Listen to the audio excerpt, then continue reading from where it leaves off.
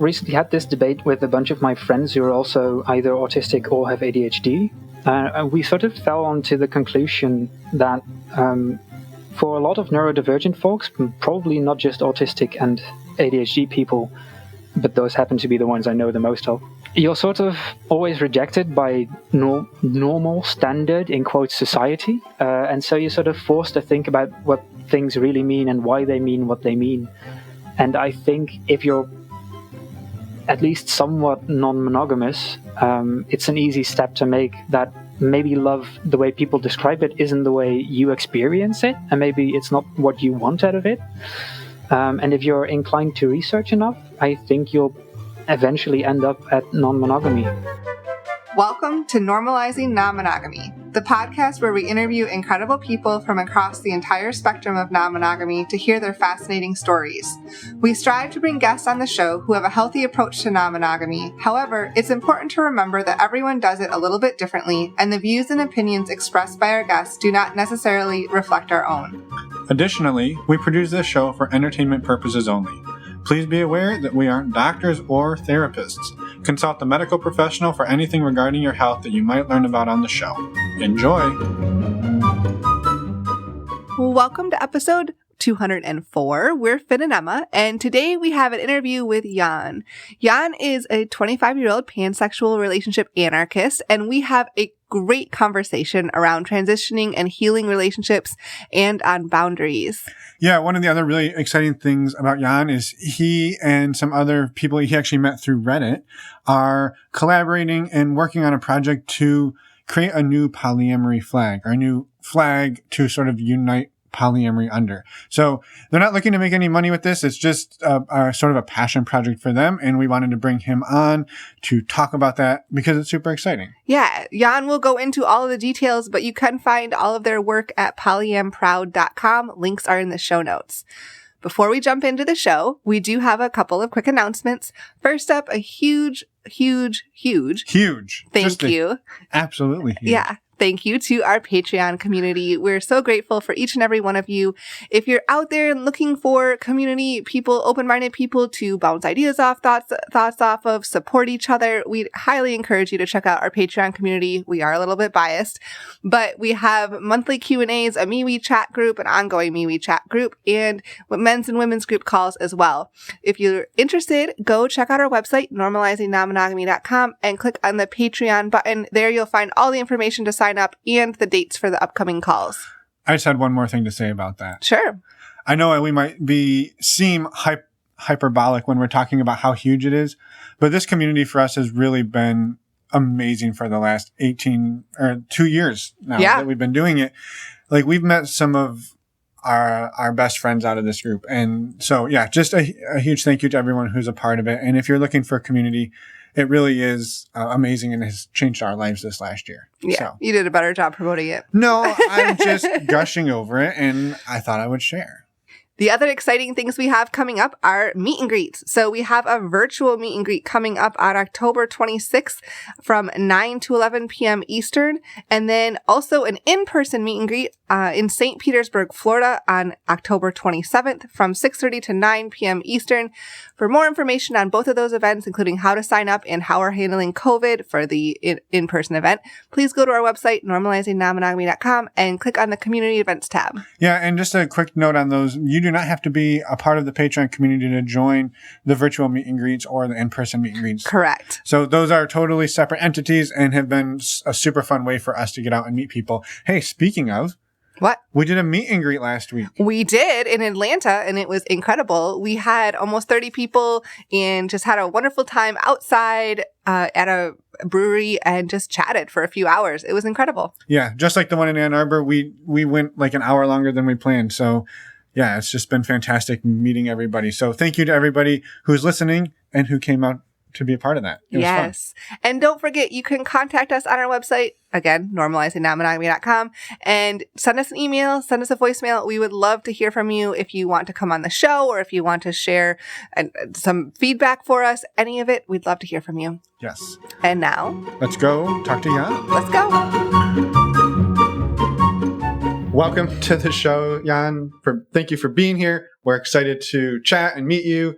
coming to us all the way from Europe. So we're excited. We love the international interviews. Yeah. We're struggling with a bit of technical difficulties. We don't have power, but we're making it work. But there's such thing as hotspots, which is really nice. Yeah. So we're rolling with it. So welcome. Thank you for being here.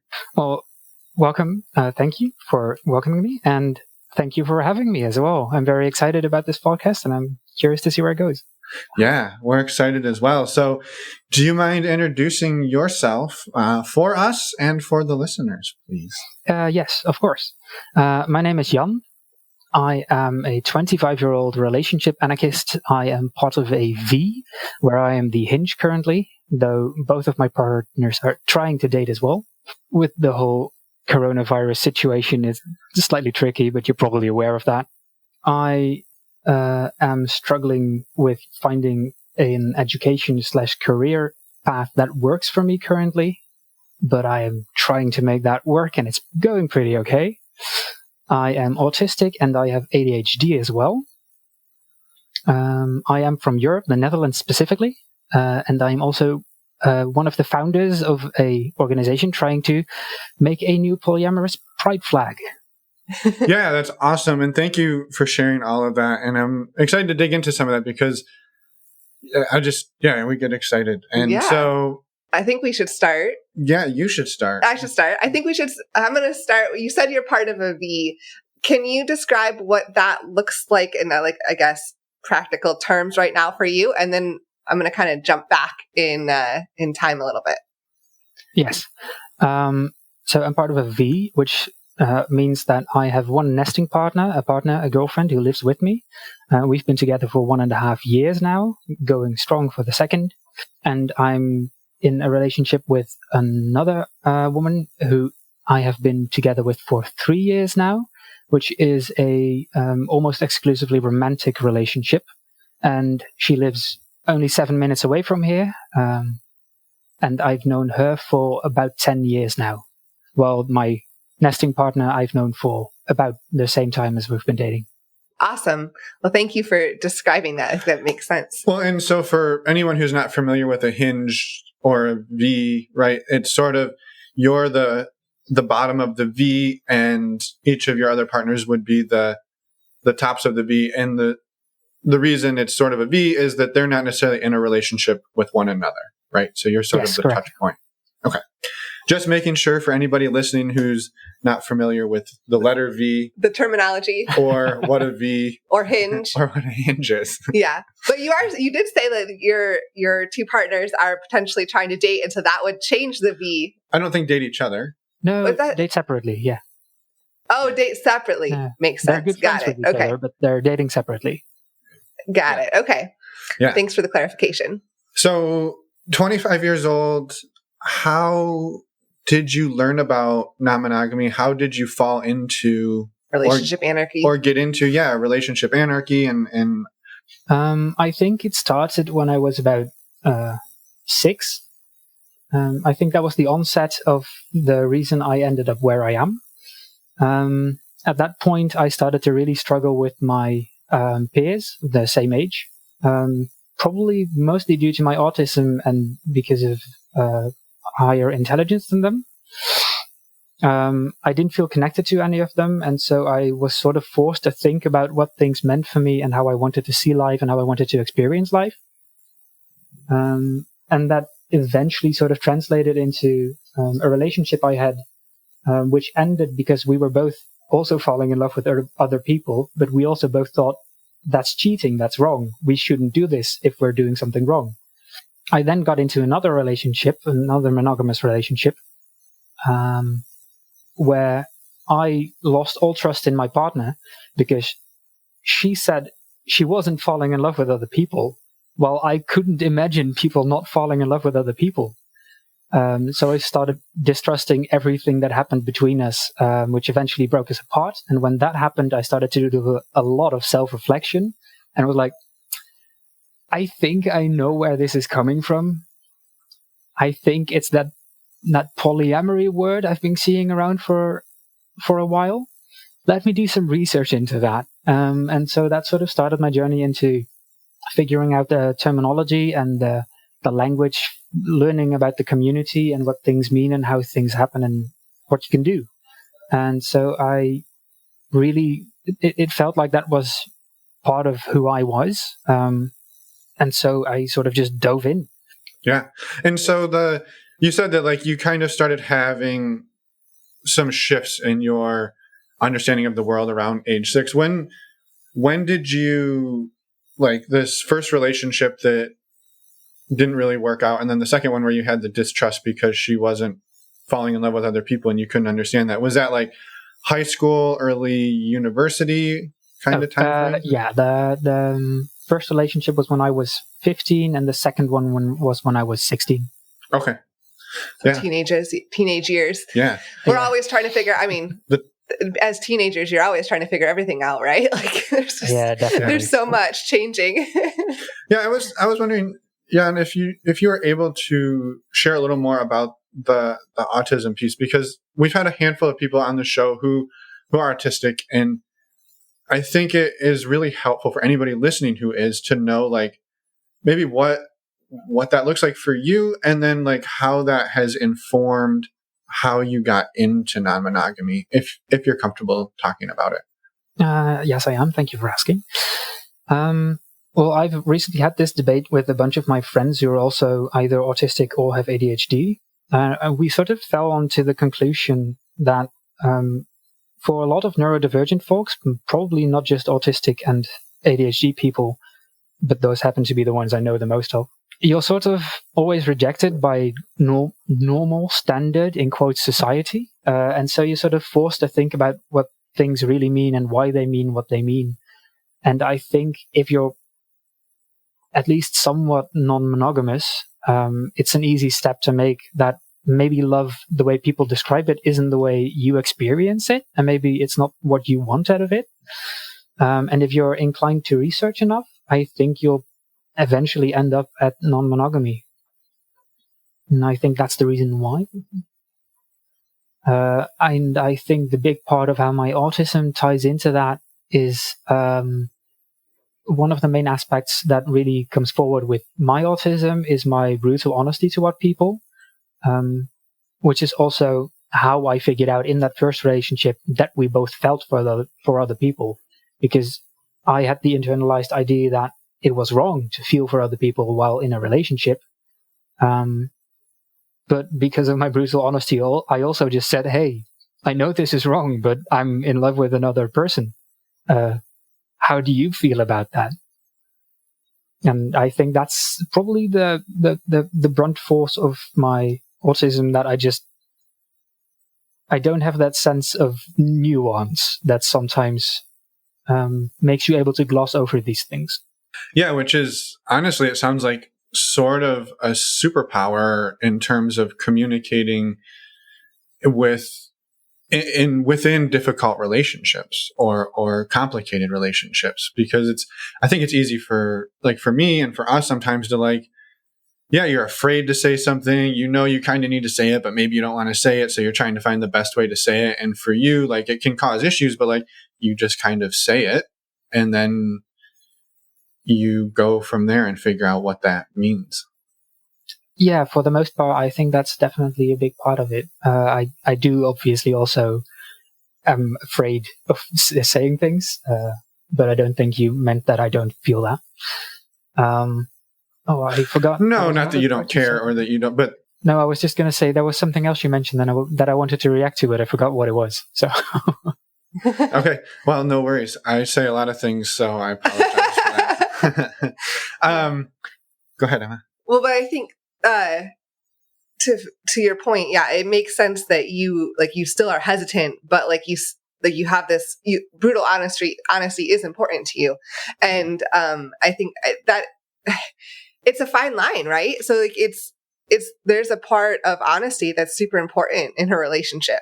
And there's also a part of you also want to care for the other person and not just completely be super honest that destroys the other person. And so walking that line can be super difficult.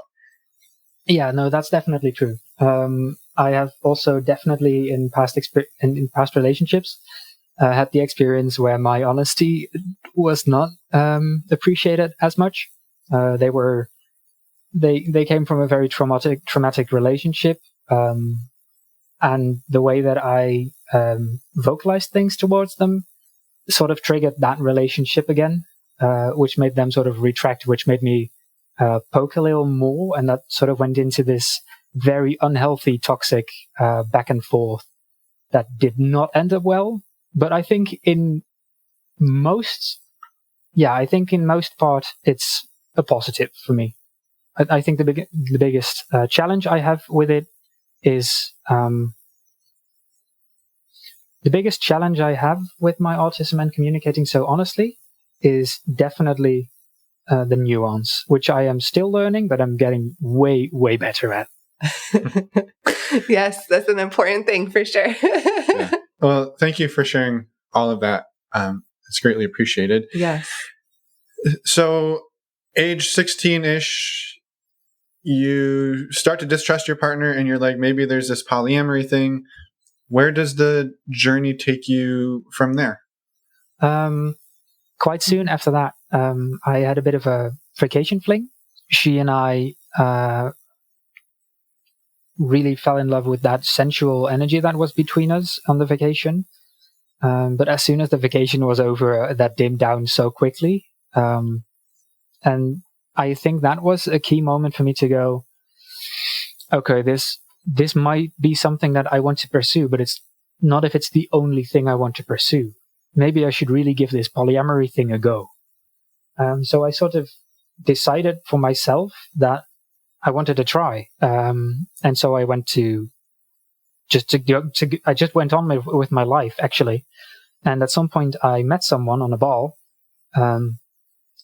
who I had a very good click with. And we hung out for a few times. We went on some dates. And I think around date 2, when we were both a bit more serious, I was like, hey, so there's this thing. I think I'm polyamorous. I'm not completely sure what that means from me yet, but I think it's very important for you to know, because I do want you to be comfortable with that. What do you think about that? And to my surprise, she was very enthusiastically like, oh my God, I have the same thing. I wanted to really try that. So we sort of just started casually dating. And by chance, a good friend of mine also met someone who was polyamorous. And they got into a relationship, and we sort of started hanging out with the 4 of us, and we kind of ended up in a quad, which was amazing. But it's also difficult as fuck, especially for your first polyamorous relationship. As a teenager, too. Yeah, I think I was 18, 19 at the time. So, yeah. Wow. Wow. All right. So we would love to hear more about how difficult it was, because people who've listened to our show have picked up on the fact that we've been in a similar situation. We are quite a bit older than 18 at this moment, but it is still really fucking hard. And so the quad dynamic is, and we've talked to a lot of people who say like, that's poly on like extra hard mode. And we're like, oh, it'll be fine. And it is really hard. And so I would love to hear what, from your perspective, what about it made it really difficult? Yeah, I understand. I think the main issue with our dynamic then was that we didn't all attach securely. I don't know if you're familiar with attachment styles. Yes. But the simplification of it is you have 3 main types of attachment. You have anxious, you have anxious attachment, avoidant attachment, and healthy attachment, basically, and combinations of them. And most of us were not on the healthy attachment type. But we did all really want to help each other and cared for each other, which sort of resulted into 2 of us getting into a bit of a fuss between the 2 of them. And then the others completely unwillingly trying to help, sort of stirring that fire up. Because one of them would communicate in a way that the other didn't completely understand or misinterpreted. And we would try to explain those things, but then slightly misrepresented the other's thoughts. And then they would have a conversation again, and things wouldn't add up, and they would get more fearful, and things just kept stacking up. And eventually it sort of broke apart. Not sure if we could have made it work back then. But seeing where all those people went, if that was a current thing, I'm almost 100% sure that we would be a healthy quad right now. Yeah, it's super valuable. And I think too, right, you kind of touched on something that, we've heard about a bit, is like the sort of the 4 levels of communication, right? There's what you're trying to say. There's what you actually say. There's what the other person hears. And then there's what the other person thinks you're saying. And so if you're doing that between 4 people, and you and somebody else are trying to like translate for somebody else, like between somebody else, like you're so far off, it's just going to be impossible, right? Like, what we also noticed was, if you have one person saying something and 3 people interpreting it, eventually you'll have one point that is wrong in a slightly harmful way, but usually it's also the one that gets your attention the most, because people are often trying to look out for what's wrong and what they can improve on. And if something that is wrong is you're just doing it wrong and there's no idea of how to improve on it, people just keep getting anxious, and then they start to hear things more anxiously, and that also just keeps spiraling. Yeah, that makes sense. Yeah, it does. So, man, I'm still floored at the idea that you got into a poly quad at age 18. I'm floored at that idea. I'm also still floored at that idea, so I understand. So you went through that experience. It sounds like you learned a lot too. Go ahead. Well, how long did it last? I'm just curious. Like, how long did you go for it and try to make it work? It's slightly vague because there wasn't a clear end or start to it. Because it turns out that's almost literally impossible with 4 people. But I think in total it lasted about a year, give or take a few months. Sure. No, I appreciate it. I was just like trying to give some, like, did you guys go for it for like 6 years, or was it like, no, it was a month and we were like total mess. So yeah, I appreciate some context on that. And so what happens after the poly quad? You got some bumps and bruises there. Where did that take you? It took me to one of my current partners, actually. She was also part of that quad. But we were coincidentally dating like the least severely of the 4 of us. And when we broke up, we didn't want to end contact with the 2 of us. Everyone else sort of left our lives, but we didn't want to do that. And so we stayed in contact. And I think half a year later, maybe, we had a sit down and went, okay, what am I to you? What are you to me? What do we want to call this? How are we going to present to the outside world? And it was at that point that we decided we wanted it to be a relationship. We wanted to be able to call each other boyfriend and girlfriend. And that's sort of where that started from. And this is the longer term romantic partner, correct? Yes, exactly. Okay. Yeah. And I guess I'm curious too, how has that relationship progressed over time? Strangely, but for the better in the end. Because we've been through quite a lot together. There is a lot of trust between the 2 of us. I can do some dumb shit and she'll take a moment to process it before blaming me for anything and ask how things went and everything. There's a high level of confidence and trust between the 2 of us, because I got into another relationship after getting into a relationship with her, and that was my recent ex that sort of violently exploded into trauma for the 2 of us. And she was at the end of that one. She was sort of a bridge between me and my ex. and that definitely took a toll on our relationship as well. But that has been restored by now, and it's gotten even stronger, our connection to each other. Yeah, that's amazing. I mean, not amazing that you had to go through the trauma of the blow up and the breakup, but amazing that it's brought you two closer. I'm sorry that you had to go through that experience though with your ex. Thank you. Did it make it difficult? Did that experience make it difficult when you moved on from that ex and started trying to continue to date in a poly fashion, or did your partner, your current partner at the time that helped you go through that, was it sort of like a wound that healed and she was ready to just help move on to the next one? I don't know if I asked that very well, and I apologize if that didn't make sense. Let me know.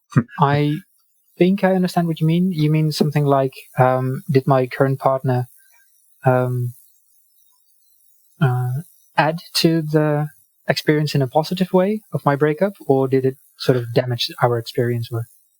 Yeah, I did a bad job. I think that's my fault. I am sorry. I think what I was getting at is like after that experience that was a little bit traumatic.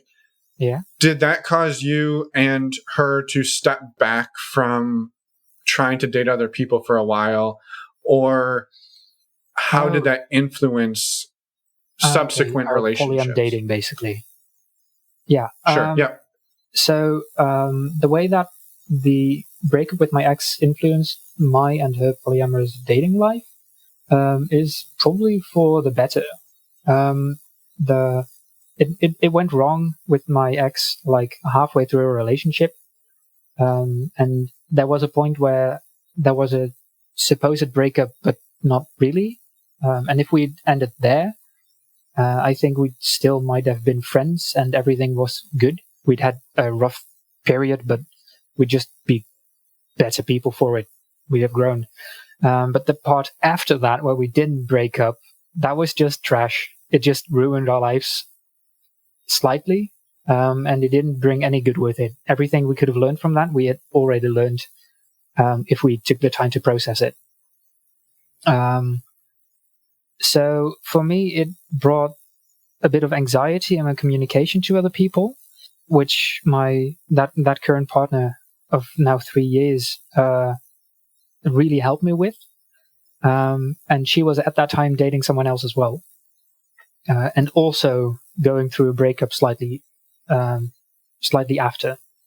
She sort of paused her dating life for a while, but not because of our breakup, but because of her breakup, as she wanted to focus on herself more and go to therapy and really get that shit down before she tried pursuing other people. I took a while to reassess what I wanted from people, and especially how to set my own boundaries, because I just basically didn't in that relationship. And by accident, quite quickly got in contact with my now nesting partner, who was also a very big help in my restoration process. So I basically didn't stop dating, except for quite a brief moment.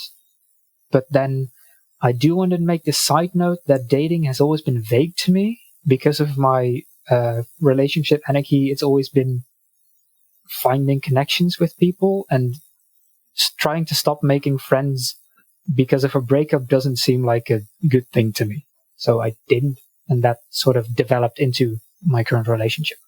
Right. Yeah. So I just wanted to touch too, you mentioned your nesting partner, and it sounds like that person, or she came along in that journey of healing for you too. Yeah, definitely. And I'm curious how, since we touched on your other partner that's not your nesting partner, how has your relationship with your nesting partner grown over the last, you said a year or so that you've been together? Yeah, just over a year and a half. And how has that relationship, I guess maybe I should rephrase that question of, how have you seen yourself grow in that relationship? I think the main points where I grew in the relationship with my nesting partner is confidence in my non-monogamy, and also confidence in setting boundaries and saying no to things, because I struggled with that a lot before. You mentioned boundaries, and that's something that kind of hits close to home right now for me because it's something I'm working on. And I'm curious, how have you gone through that journey of getting better at setting boundaries? I think the main thing that changed for me before and after that breakup with the ex is definitely knowing I'll be fine without my partners. I had this it was a very codependent relationship, which sort of expressed itself in me going beyond what I was able to because I had their support, which made me able to go a little further. And then feeling that societal pressure of always performing the best you can, it sort of made me go too far and relying on her to back that up, which of course in the start of our relationship she did happily because she wanted to put that energy into our relationship and into me, and that was good, and I did the same for her. But then at some point everything got too much, but we kept relying on each other for that support to be able to deal with the pressure that we put on ourselves, essentially. And so when everything collapsed and spiraled out of control, I had a real sit down with myself, and I just sort of went, okay, I never want that to happen again. How can I make sure that doesn't happen again? What did I do wrong? What could I do better? What did she do wrong? Where can I go, hey, don't do that. I know where this is going. And I think that helped me to improve that a little. Actually, I think it helped me to improve a lot, which I think expresses itself mainly in the way that I connect with my partners now. For example, a few days ago, I went to the zoo with my nesting partner, and I said something that she did not appreciate, and she mentioned that to me. But I wasn't very clear on my mind. But those experiences and those learning processes made me able to go, I know what you're saying is correct. I know that you're on the right side, and I'm not. But right now, I don't have the space to really acknowledge that or say sorry. So, can we keep that for later? And I definitely would not have been able to do that in previous relationships. Yeah, that's it. Thank you for the example. I think that helps. Well, and maybe like what that, I'm just thinking through like what that shift for her was, right? That in the past, if you had said something like that hurt her or wasn't nice, that rather than say something to you, she would just try to ignore it because she would be afraid that if she told you, it might cause an issue. But with the sort of this new level of security, that now she's able to tell you that, and then you have to figure out how to respond to that. Did I catch that right? I have the idea that you're mixing up my nesting partner and my other partner. Potentially. Well, then maybe I will scrap what I just said and just say thank you. Yes, I appreciate the example, and I thanks for diving into that a little bit. I'm also curious, you've been through a lot in a relatively short amount of time. I mean, like, I guess it's safe to say probably 10 years. Yeah. Where do you see yourself going in the future in relationships? I know it's kind of an impossible question, but I'm curious what you're thinking. I'm definitely currently trying to figure out how to have fun with other people without it affecting my current relationships, and also without it affecting me that much. And I think my next 5 years, probably, I'm going to start to want to look at getting children and really getting a family idea together. And for that, I kind of need to know what I want our family to be. So I think I'll probably be figuring that out the next coming years. Yeah, that's a big step. Yeah, definitely. But it's also, I'm sure that people listening are like, oh man, like that's really exciting. Or at least this is my reaction. It's really exciting, but it also feels like, oh, wow, that's a lot to figure out too. But as you said, you gave yourself years. That's a good thing. Yeah. Yeah, I've always said I'm aiming for getting kids at 35. Then probably at 30, my biological clock will have caught up. And I think my idea was basically correct. I love it. I love it. Do you mind, Jan, talking a little bit about what relationship anarchy sort of means for you? Because this is one of those terms that if you asked 100 people, you'd probably get 100 different answers. And I was just curious if you could talk a little bit about it from your perspective. Yes, definitely. And the way I see it is kind of the way I see my political stance, which is also anarchy. And I think the core value in it is basically not taking anything at face value and seeing how things work for yourself and what you think is good and bad. And I think the way that develops into relationship anarchy is by kind of caring about you and the person you have the relationship with before anything else. So, for example, I have a squish, which is a term for basically a platonic relationship, but not kind of, but ish, but slightly, but vaguely. And a lot of people think we are in a relationship, but we don't agree that it's a relationship. We don't feel like it's a relationship, even if we don't necessarily know why we don't feel that way. And so we don't call it a relationship. And I think that's really the core value of what being a relationship anarchist means to me. Is really deciding on a case-by-case way. It's really just deciding on a case-by-case way what people mean to you in which way.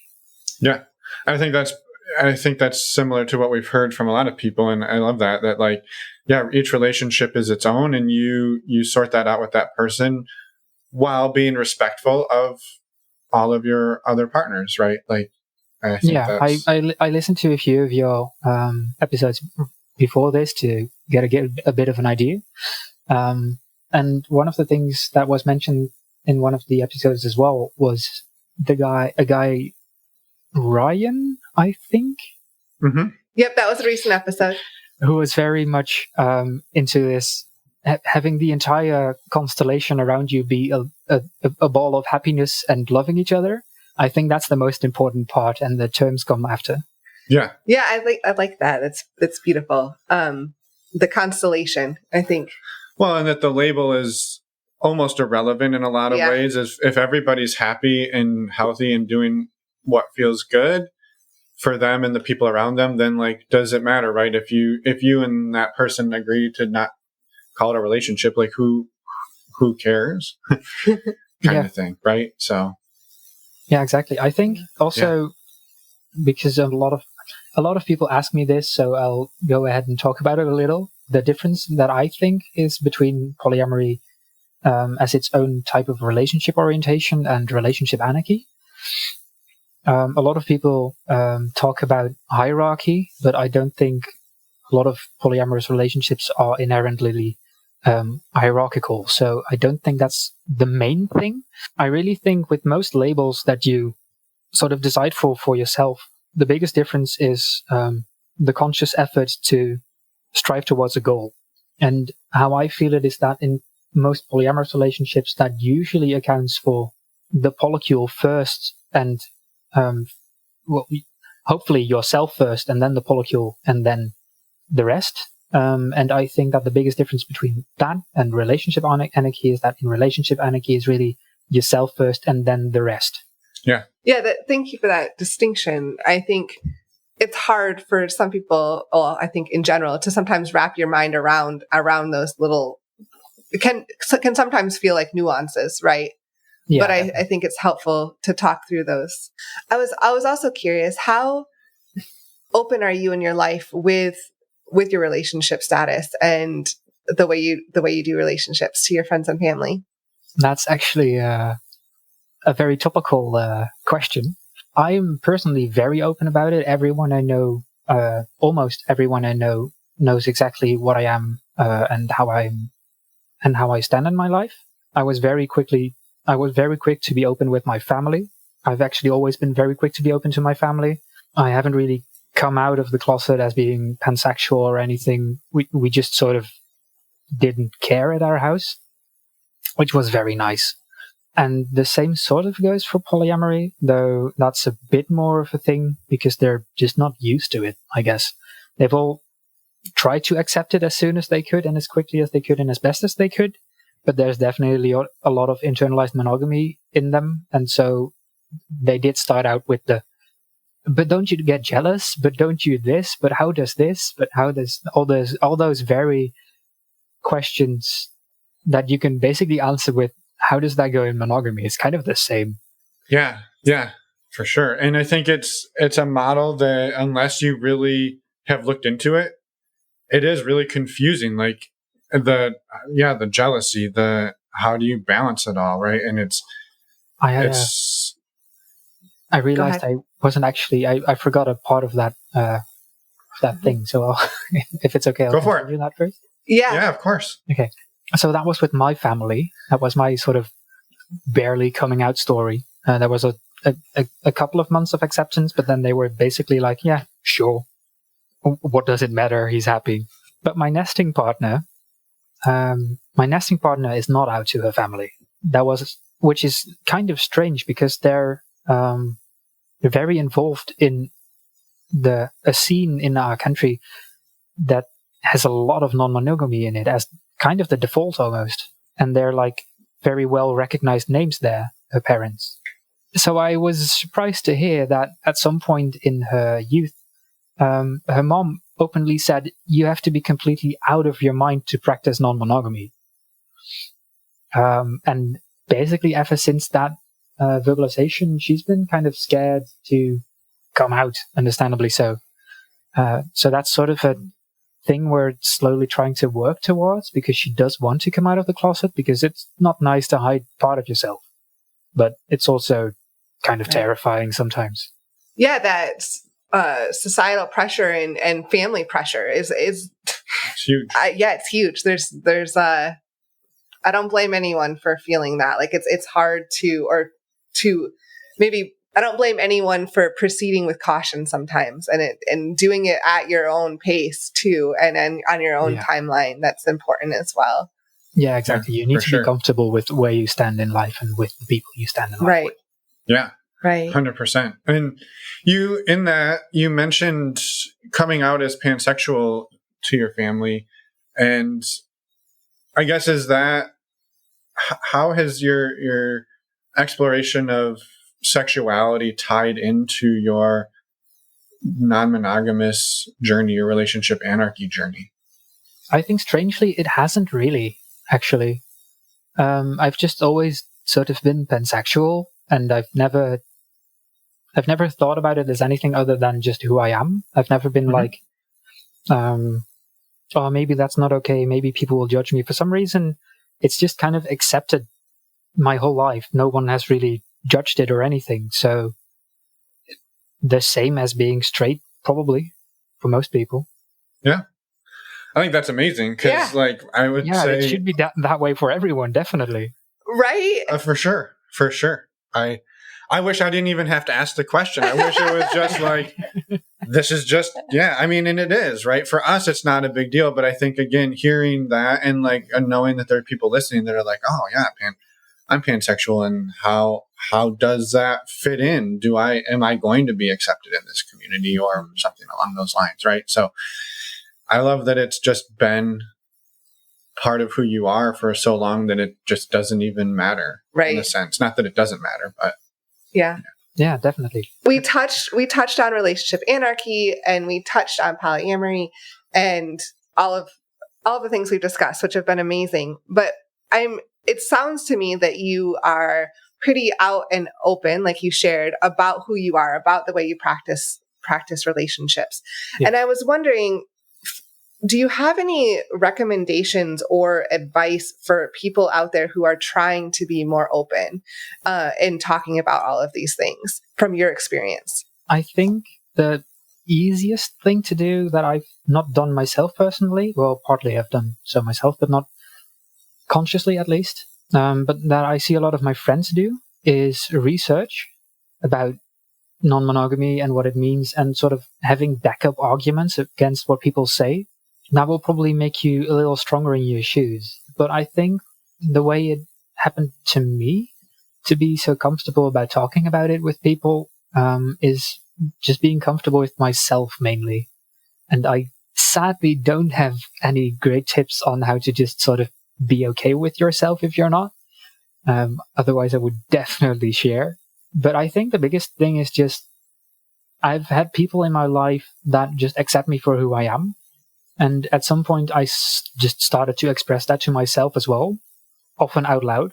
There has been a very key part of my life where people used to say things regarding attraction or good looks or anything. And I would just go, "Oh, you're talking about me?" And I didn't believe that at all. I didn't think I looked good at all.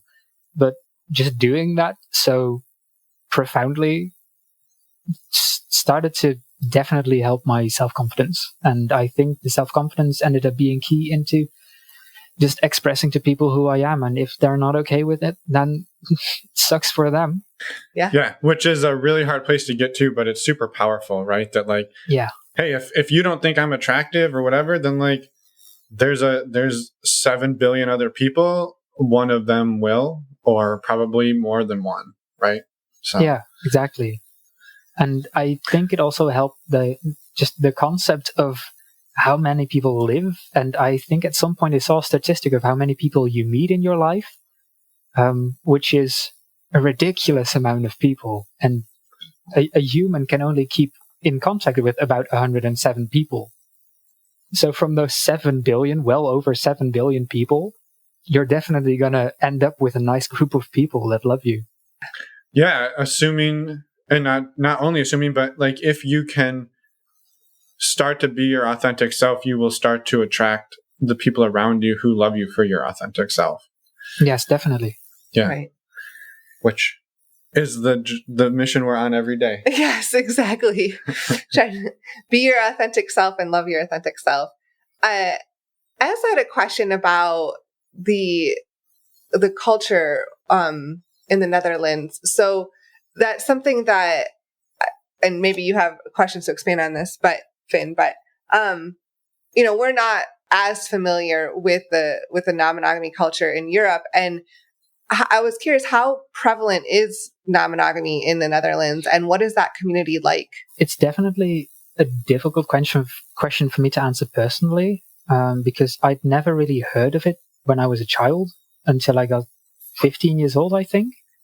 At that point, it started to become sort of a term some people would have heard somewhere, be it either in biology books with just animals who aren't in monogamous things like swans or something, or outside in media in a surprisingly non-negative light. And I think that really helped with it to set the sort of scene that we're in currently. I think polyamory in the Netherlands is fairly accepted, but it's definitely one of the least accepted things.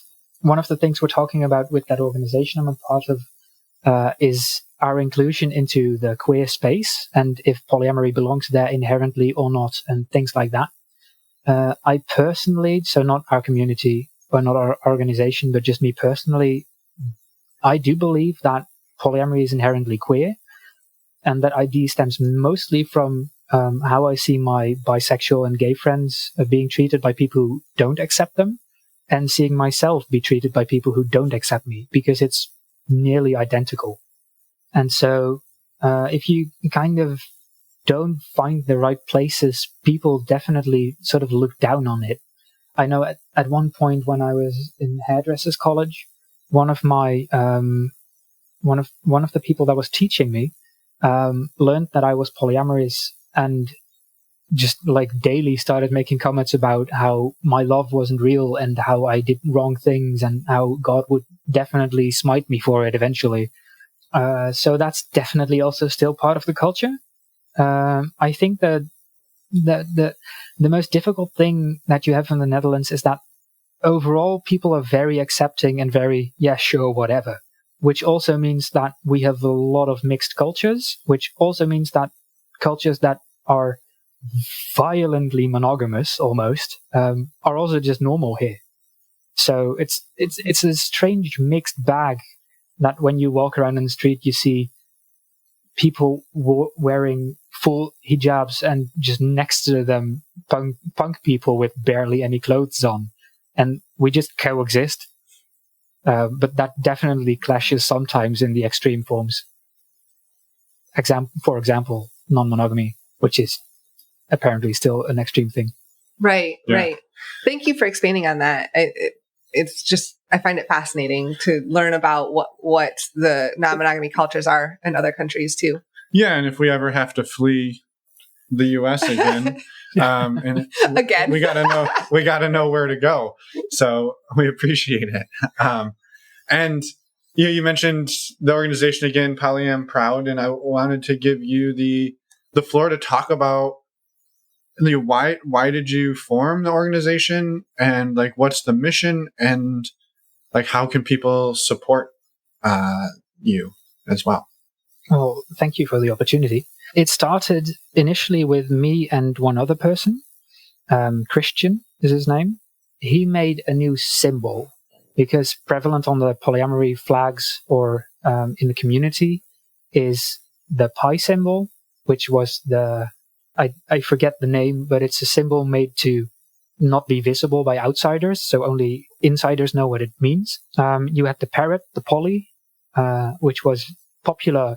Apparently it was wildly popular for like a year and then not anymore.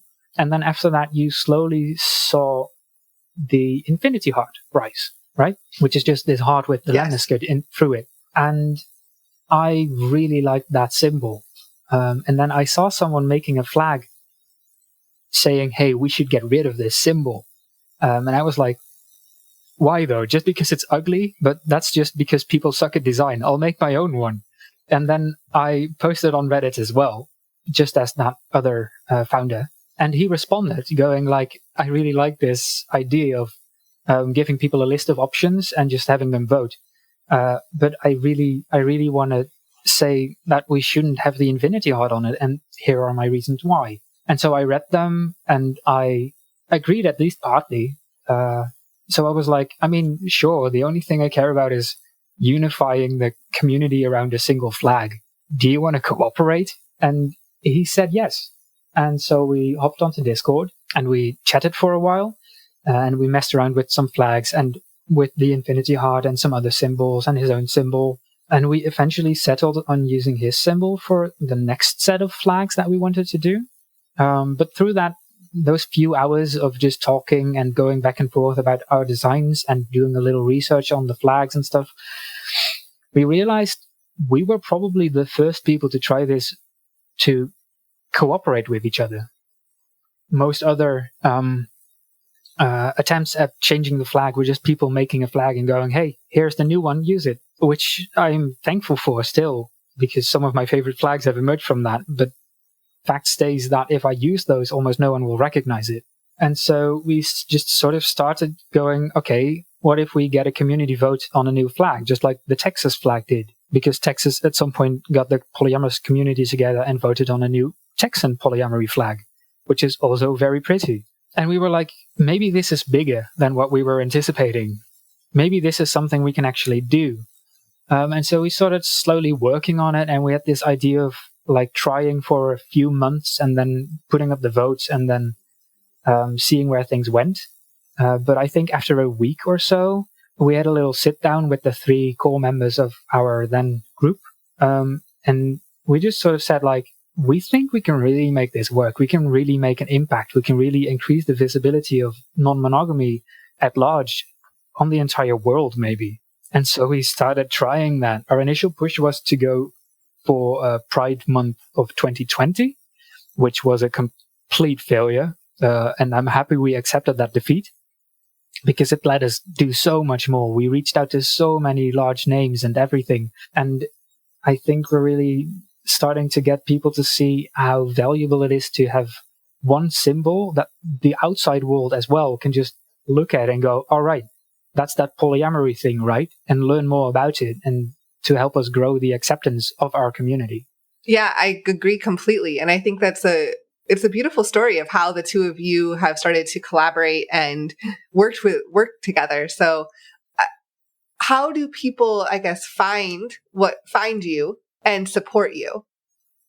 So the easiest thing, our main platform is currently Instagram, but we're trying to build out to everything we can, essentially, that's within our reach.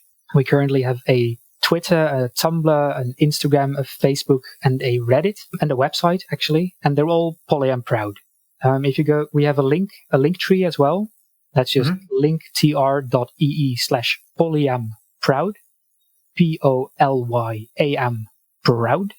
And that's where you can find all of our socials and interact with us, and maybe even go, hey, I have this skill that I can help you with. We're almost always looking for volunteers. So all help is appreciated. A share is appreciated almost the most. Yeah. Awesome. And we will put links in the show notes for everything you said, so people don't have to try to memorize what you said. Yes. Links will be in the show notes. Links will be there. And yeah. And yeah, I mean, again, thank you, Jan, for doing all of that work, for sharing your story with us, for collaborating and approaching problems in a cooperative and collaborative way. That's what we're all about. And so we love hearing that.